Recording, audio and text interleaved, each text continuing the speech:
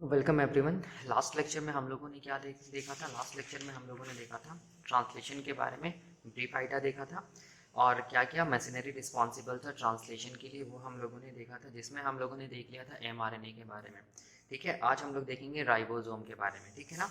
तो देखो यहाँ पर एमआरएनए में बस क्या चीज़ याद रखना है कि ये याद रखना है कि जो प्रोकैरियोटिक एमआरएनए होगा ना, उसमें हम लोग बोलेंगे स्टार्ट कोडोन से 7 to 10 न्यूक्लियोटाइड अपस्ट्रीम, मतलब बिफोर क्या होगा, कुछ खास सीक्वेंस प्रेजेंट होगा जिसको हम लोग बोलेंगे साइन डाल कार्नो सीक्वेंस या राइबोसोमल बाइंडिंग साइट। और ये सीक्वेंस जो होता है वो पोलीप्यूरिन रिच होता है। पोलीप्यूरिन क्यों होता है? क्योंकि हम लोग बोलेंगे इसमें एक से ज़्यादा प्यूरिन होता है। जैसे एडेनिन यहाँ पर 2 है, गुआनिन यहाँ पर क्या है, 4 है। ठीक है ना। तो इसीलिए पोलीप्यूरिन रिच हुआ। और ये क्या चीज़ में हेल्प करेगा? हम लोग बोलेंगे इनिशिएशन ऑफ ट्रांसलेशन में हेल्प करेगा प्रोकैरियोट्स के केस में। ठीक है, याद रखना है इसको। और यूकैरियोटिक एमआरएनए के बारे में देखेंगे। तो यूकैरियोटिक एमआरएनए में क्या होगा, स्टार्ट कोडोन होगा। स्टार्ट कोडोन के एडजेसेंट क्या प्रेजेंट होगा, स्पेसिफिक सीक्वेंस होगा। और इस specific sequence along with start codon को मिला के हम लोग क्या बोलते हैं, कोजैक सीक्वेंस। तो ये कोजैक सीक्वेंस को अगर हम लोग मैग्नीफाई करके देखेंगे तो ये क्या होगा, ACC AUG G। ठीक है, ये कोजैक सीक्वेंस हुआ, यूकैरियोटिक एमआरएनए में प्रेजेंट होगा। और ये यूकैरियोटिक एमआरएनए में ट्रांसलेशन को इनिशिएट करवाएगा ये सीक्वेंस। बस इतना याद रखना है आपको एमआरएनए में। ठीक है, जब आप लोग ट्रांसलेशन स्टडी करते हैं उस टाइम पे। तो दूसरा जो कंपोनेंट था वो क्या है, राइबोसोम। यहाँ पर देखिए, यहाँ पर सेकंड जो मैसेनरी चाहिए था ट्रांसलेशन होने के लिए वो क्या था, राइबोसोम। तो अभी हम लोग देखेंगे राइबोसोम के बारे में। ठीक है। तो देखो राइबोसोम, तो राइबोसोम क्या होता है, तो हम लोग बोलेंगे राइबोसोम राइबो न्यूक्लियो प्रोटीन होता है। ठीक है, that contains R N A plus protein. ठीक है ना। राइबोसोम क्या होता है, हम लोग बोलेंगे राइबो न्यूक्लियो प्रोटीन होता है जिसके पास हम लोग बोलेंगे R N A plus protein होता है। मतलब हम लोग बोलेंगे कि ribosome is nothing but it is R N A plus protein. ठीक है, वैसा मॉलिक्यूल जिसके पास आर एन ए है और प्रोटीन है उसको हम लोग क्या बोलेंगे, राइबोसोम। और एक चीज याद रखिएगा, राइबो न्यूक्लियो प्रोटीन का मतलब क्या होता है। राइबो न्यूक्लियो प्रोटीन जब भी टर्म आएगा तो इसका मतलब ये चीज दिमाग में रखना है कि उसके पास क्या है, R N A plus protein है। ठीक है, इस चीज को याद रखना है। ठीक है। अगर हम लोग बात करेंगे राइबोसोम के, तो अगर हम लोग यूकैरियोटिक सेल्स को देखेंगे या प्रोकैरियोटिक सेल्स को देखेंगे तो याद रखना है कि ये राइबोसोम प्रोटीन सिंथेसिस में हेल्प करेगा। कैसे करेगा वो हम लोग देखेंगे जब मैकेनिज्म पढ़ेंगे तब। अभी हम लोग देख रहे हैं मैसेनरी। ठीक है, तो ट्रांसलेशन पढ़ने के लिए राइबोसोम में क्या क्या चीज इंपॉर्टेंट है, क्या क्या चीज को याद रखना है। तो देखो हम लोग क्या जानते हैं, हम लोग ये जानते हैं कि जो प्रोकैरियोटिक जो ये होता है राइबोसोम वो 70S का होता है। ठीक है, और यूकैरियोटिक राइबोसोम होता है वो 80S का होता है, हम लोग ये जानते हैं। ठीक है ना। तो अगर हम लोग प्रोकैरियोटिक राइबोसोम के बारे में पहले देखेंगे तो ये प्रोकैरियोटिक राइबोसोम याद रखिएगा 2 सब यूनिट्स के मिलने से बनता है। एक सब यूनिट को हम लोग बोलते हैं स्मॉलर सब यूनिट जो कि 30S का होता है, और दूसरा सब यूनिट जो लार्जर सब यूनिट जिसको बोलते हैं जो कि 50S का होता है। स्मॉलर सब यूनिट याद रखना है, स्मॉलर सब यूनिट भी क्या चीज का बना होगा, R N A plus protein का बना होगा। लार्जर सब यूनिट भी क्या चीज का बना होगा, R N A plus protein का बना होगा। ये राइबोसोम का सब यूनिट है और राइबोसोम क्या चीज का बनता है, R N A plus protein. ठीक है, तो स्मॉलर सब यूनिट में कौन सा आर एन ए मिलेगा, तो हम लोग बोलेंगे 16S आर एन ए मिलेगा और प्रोटीन्स मिलेगा 21 प्रोटीन्स मिलता है। ठीक है, और लार्जर सब यूनिट में हम लोग बोलेंगे 23S आर एन ए मिलता है, 5S आर एन ए मिलता है और क्या मिलता है, प्रोटीन्स मिलता है। ठीक है, तो ये हम लोग बोलेंगे क्या होता है, राइबोसोम का, प्रोकैरियोटिक राइबोसोम का स्मॉलर एंड लार्जर सब यूनिट है। ठीक है, एक चीज देखो दिमाग में क्या चीज याद रखना है, एक चीज ये आप लोग को दिमाग में रखना है कि ये जो स्मॉलर सब यूनिट होता है प्रोकैरियोटिक जो ये होता है, प्रोकैरियोटिक जो राइबोसोम होता है। ठीक है, प्रोकैरियोटिक जो राइबोसोम होता है इसमें जो स्मॉलर सब यूनिट जो होता है जो 30S होता है। ठीक है ना, 30S जो सब यूनिट होता है, 30S सब यूनिट में जो 16S आर एन ए है, याद रखना है ये 16S आर एन ए को ही हम लोग बोलते हैं एंटी साइन डालगार्नो सीक्वेंस। इस चीज को याद रखना है, 16S आर एन ए को हम लोग क्या बोलते हैं, 16S आर एन ए को हम लोग क्या बोलते हैं, एंटी साइन डालगार्नो डालगार्नो सीक्वेंस। इस चीज को याद रखना है। इसका मतलब हो गया कि ये 16S आर एन ए जो कि एंटी साइन डालगार्नो सीक्वेंस है वो किसके साथ जुड़ेगा, हम लोग बोलेंगे साइन डालगार्नो सीक्वेंस के साथ कॉम्प्लीमेंट्री होगा।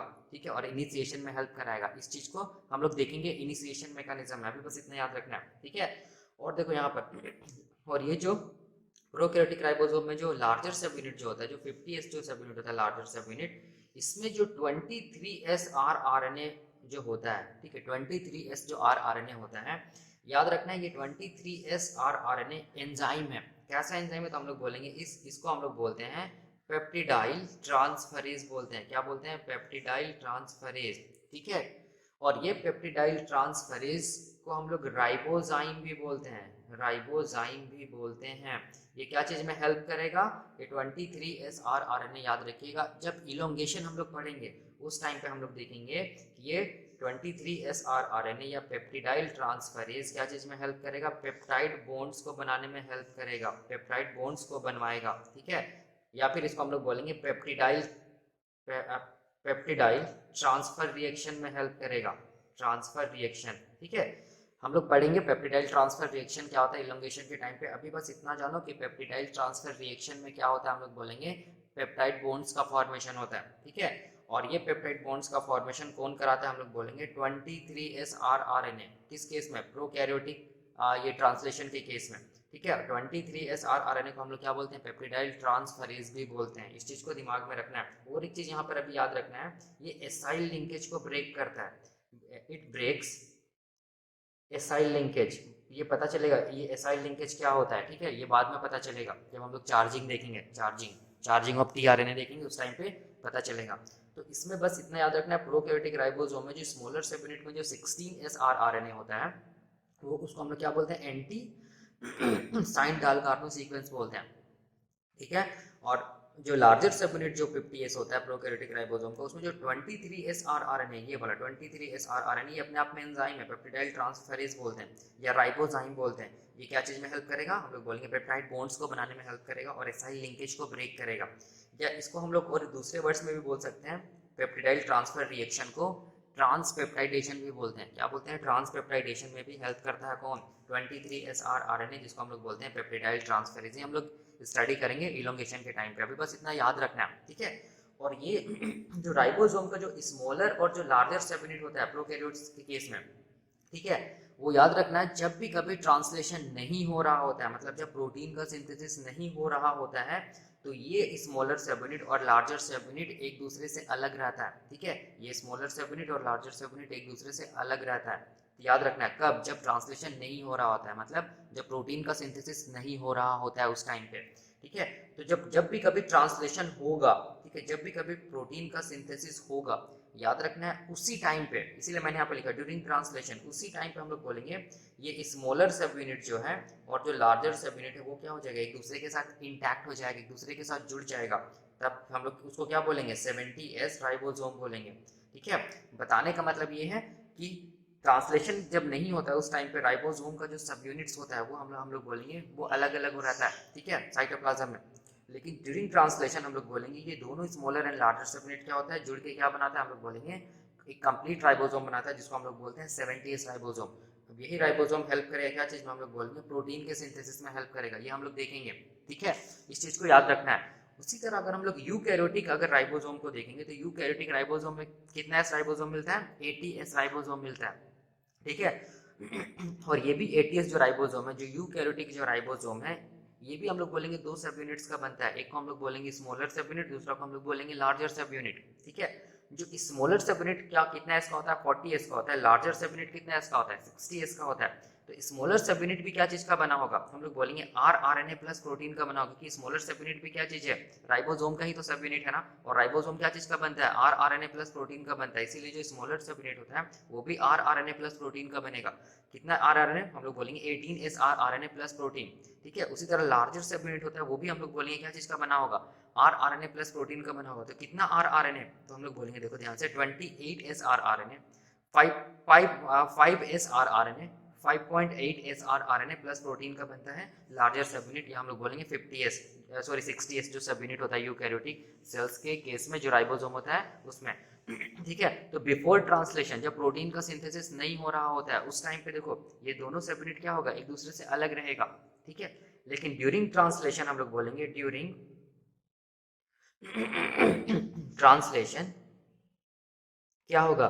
ये स्मॉलर एंड लार्जर सब यूनिट क्या हो जाएगा? इंटैक्ट हो जाएगा, एक दूसरे के साथ जुड़ जाएगा, और क्या बनेगा? हम लोग बोलेंगे 80S राइबोसोम बनेगा। ठीक है, तो राइबोसोम में इतना आपको दिमाग में रखना है। इसके साथ क्या आपको ये दिमाग में रखना है राइबोसोम में? तो देखो यहाँ पर देखिए, यहाँ पर देखिए राइबोसोम के पास क्या होता है ना, तीन tRNA बाइंडिंग साइट होता है, ठीक है। कितना होता है? 3 tRNA बाइंडिंग साइट होता है। किसके पास? राइबोसोम के पास, चाहे वो प्रोकैरियोटिक राइबोसोम रहे चाहे वो यूकैरियोटिक राइबोसोम रहे, ठीक है। उसके पास क्या होगा? हम लोग बोलेंगे 3 बाइंडिंग साइट्स प्रेजेंट होता है फॉर क्या चीज? हम लोग बोलेंगे tRNA, ठीक है। जो सबसे पहला जो बाइंडिंग साइट होता है इसको हम लोग बोलते हैं ए साइट, दूसरा जो बाइंडिंग साइट होता है इसको हम लोग बोलते हैं पी साइट, और तीसरा जो बाइंडिंग साइट होता है इसको हम लोग बोलते हैं ई साइट, ठीक है। याद रखना है ए साइट का मतलब हो गया, ए स्टैंड्स फॉर क्या चीज? Amino acyl tRNA binding site, ठीक है।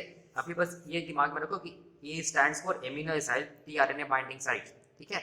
और ये जो amino acyl tRNA binding site होता है, यहाँ पर हमेशा याद रखना है कि कोई भी स्पेसिफिक चार्ज tRNA इंटर करता है, कोई भी स्पेसिफिक चार्ज tRNA इंटर करेगा। याद रखना है ये क्या होता है चार्ज tRNA, ये हम लोग देखेंगे जब tRNA पढ़ेंगे, तो जब tRNA का चार्जिंग पढ़ेंगे उस टाइम पे भी देखेंगे, ठीक है। पी साइट में क्या होगा? देखो P site stands for peptidyl tRNA binding site, ठीक है। It stands for peptidyl tRNA binding site. और पी साइट में क्या होगा? याद रखना है पी साइट में पेप्टाइड बॉन्ड्स का फॉर्मेशन होगा, ठीक है, ठीक है ना। पेप्टाइड बॉन्ड्स का फॉर्मेशन होगा एमिनो एसिड्स के बीच में, और हम लोग बोलेंगे ये जो है ना, ये जो मैंने लिखा है ना, पेप्टाइड बॉन्ड्स का फॉर्मेशन होगा, ठीक है, जिसको हम लोग बोलेंगे पेप्टिडाइल ट्रांसफर रिएक्शन, ये हम लोग बोलेंगे पी साइट में होगा, पी साइट ऑफ राइबोसोम में होगा, ठीक है, इस चीज को। और एसाइल लिंकेज का जो ब्रेकिंग होगा वो भी हम लोग बोलेंगे पी साइट में होगा, ठीक है। P stands for peptidyl tRNA binding site, जहां पर क्या होता है? हम लोग बोलेंगे पेप्टाइड बॉन्ड्स का फॉर्मेशन होता है एमिनो एसिड्स के बीच में, और एसाइल लिंकेज टूटता है, ये हम लोग देखेंगे। अब इसके बाद देखो तीसरा जो साइट होता है इसको हम लोग बोलते हैं E site, E stands for exit, ठीक है। और ये क्या चीज में हेल्प करेगा? हम लोग बोलेंगे जो अनचार्ज जो tRNA है उसको ये एग्जिट कराने में हेल्प करेगा, जो अनचार्ज tRNA है उसको ये एग्जिट कराने में हेल्प करेगा। कैसे करके करेगा ये हम लोग देखेंगे मैकेनिज्म के टाइम पे, ठीक है। तो अगर हम लोग इसको डायग्राम से समझेंगे तो ये क्या चीज है? ये राइबोसोम है, ठीक है। राइबोसोम में देखिए ये वाला कौन सा साइट है? ये ए साइट है। ये कौन सा साइट है? पी साइट है। और ये कौन सा साइट है? हम लोग बोलेंगे ई साइट है, ठीक है। ये वाला ए साइट है, ये पी साइट है, और ये ई साइट है। ए साइट में क्या होगा? चार्ज tRNA आके इंटर करेगा। पी साइट में क्या होगा? हम लोग बोलेंगे एमिनो एसिड्स के बीच में क्या बनेगा? पेप्टाइड बॉन्ड्स बनेगा, एसाइल लिंकेज टूटेगा। और ई साइट में क्या होगा? जो अनचार्ज tRNA होगा वो ई साइट में चला जाएगा और वो एग्जिट हो जाएगा, बाहर निकल जाएगा राइबोसोम से, ठीक है। तो इतना कुछ आपको याद रखना होगा जब भी आप लोग कभी भी ट्रांसलेशन पढ़ेंगे, तो राइबोसोम में इतना चीज आपको याद रखना पड़ेगा, तब जाके आगे आपको ट्रांसलेशन समझ में आएगा, ठीक है। तो नेक्स्ट लेक्चर में हम लोग क्या देखेंगे? नेक्स्ट लेक्चर में हम लोग देखेंगे थर्ड कंपोनेंट, जिसको हम लोग क्या बोलते हैं? tRNA या ट्रांसफर RNA। याद कीजिए हम लोगों ने देखा था, हम लोगों ने क्या देखा था कि ट्रांसलेशन होने के लिए हम लोग बोलेंगे 4 कंपोनेंट्स होना पड़ेगा। सबसे पहला mRNA मैसेंजर RNA जो हम लोगों ने देख लिया, दूसरा राइबोसोम जो अभी हम लोगों ने देखा, और तीसरा क्या चीज है? tRNA या ट्रांसफर RNA के बारे में हम लोग देखेंगे नेक्स्ट लेक्चर में। और चौथा फिर क्या हम लोग बोलेंगे? एमिनो एसाइल tRNA सिंथेटेज, ये एंजाइम है, ये एंजाइम क्या चीज में हेल्प करेगा? चार्जिंग में हेल्प करेगा, ये हम लोग देखेंगे, ठीक है। तो अगला लेक्चर में हम लोग क्या देखेंगे? tRNA के बारे में स्टडी करेंगे, ठीक है। अभी के लिए हम लोग यहीं तक रखते हैं। Thank you.